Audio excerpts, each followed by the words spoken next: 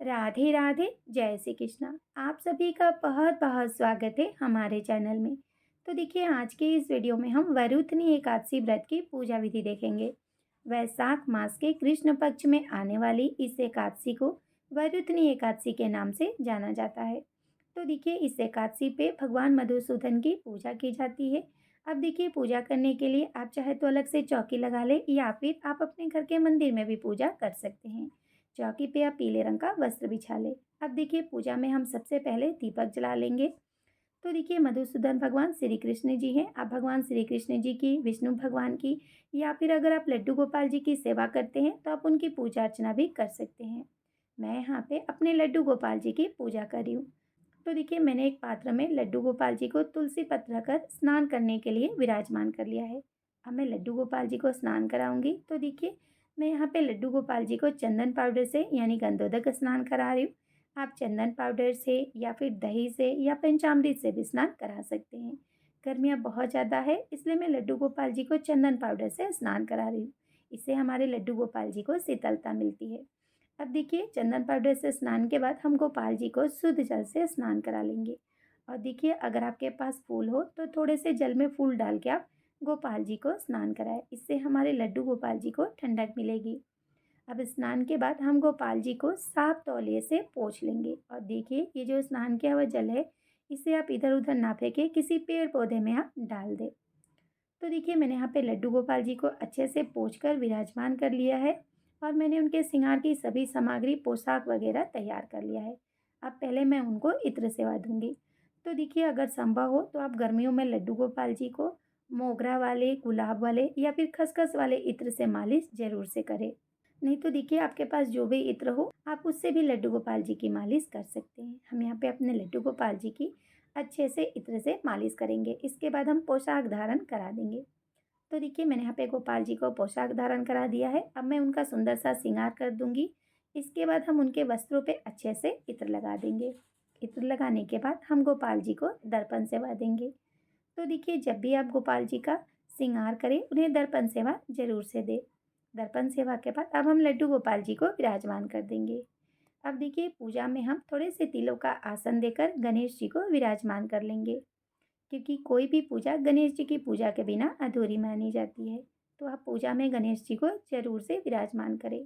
अब जल के छींटे लगाकर महारूप में हम गणेश जी को स्नान कराएंगे और पूरे चौकी का हम शुद्धिकरण करेंगे। अब हम गणेश जी को वस्त्र रूपी कलावा अर्पित करेंगे।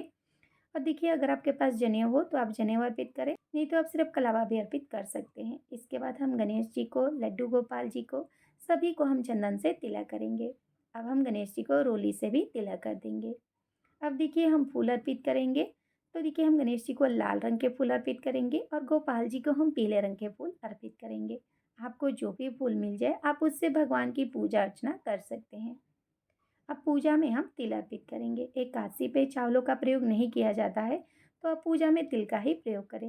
लड्डू गोपाल जी को हम तुलसी पत्र अर्पित करेंगे। और देखिए, भगवान के भोग के लिए अब तुलसी पत्र पहले से ही तोड़ के रखें, क्योंकि एकादशी पे तुलसी नहीं तोड़ी जाती है। इसके बाद अब भोग लगाएंगे। तो हम गणेश जी को अलग से भोग लगाएंगे, क्योंकि उनके भोग में तुलसी नहीं डाली जाती है। और लड्डू गोपाल जी को तुलसी पत्र डालकर हम भोग लगाएंगे। तो देखिए, वरुथनी एकादशी पे भगवान को खरबूजे का भोग लगाया जाता है। इसका बहुत ही ज़्यादा महत्व है। तो हम यहाँ पे भगवान को खरबूजे का भोग लगा देंगे, साथ में हम जल भी अर्पित करेंगे। तो देखिए, हो सके तो आप मटके में गोपाल जी को जल जरूर से अर्पित करें। वरुथनी एकादशी का व्रत 24 अप्रैल दिन गुरुवार को रखा जाएगा। एकादशी व्रत का पारण 25 अप्रैल दिन शुक्रवार को सुबह 5:46 से 8:23 तक है। तो आप इस बीच अपने एकादशी व्रत का पारण जरूर से कर ले। अब पूजा में हम यथाशक्ति दक्षिणा अर्पित कर देंगे। इसके बाद देखिए, हम कथा सुनेंगे। कथा सुनने के लिए हम यहाँ पे एक लोटा जल ले लेंगे। हाथ में थोड़े से तिल या फिर फूल लेकर हम वरुथनी एकादशी व्रत की कथा और महत्तम को सुन लेंगे। कथा सुनने के बाद हमने जो हाथ में तिल लिया है वो हम भगवान के पास अर्पित करेंगे। थोड़े से तिल हम जल के लोटे में डालकर सूर्य देवता को अर्घ दे देंगे। इस तरह से हम बहुत ही सरल विधि से पूजा करेंगे। पूजा के बाद अब हम भगवान की आरती करेंगे। तो हम यहाँ पे प्रेम पूर्वक गणेश जी की, लड्डू गोपाल जी की, सभी की हम प्रेम पूर्वक आरती कर लेंगे। आरती के बाद 2 बार जल को घुमाकर हम आचमनी करेंगे और अपनी पूजा को पूर्ण कर लेंगे। पूजा के बाद हाथ जोड़कर पूजा में हुई भूल चूक के लिए हम भगवान से क्षमा याचना करेंगे और अपनी मनोकामना पूर्ति के लिए प्रार्थना करेंगे। तो देखिए, इस एकादशी का बहुत ही अधिक महत्व है। वरुथनी एकादशी का व्रत करने से सौभाग्य की हमें प्राप्ति होती है, साथ ही हमारे सभी पाप भी नष्ट हो जाते हैं। तो आप इस एकादशी का व्रत जरूर से करें। पूजा के बाद आप जल के लोटे से सूर्य देवता को अर्घ दे दें, भोग प्रसाद आप सभी में बांट दें। और देखिए, आप इस दिन खरबूजे का दान भी जरूर से करें। इसका बहुत ही ज़्यादा महत्व है और इससे हमें बहुत अधिक पुण्य की प्राप्ति भी होती है। साथ ही आप जल का दान भी जरूर से करें। राधे राधे। जय श्री कृष्ण।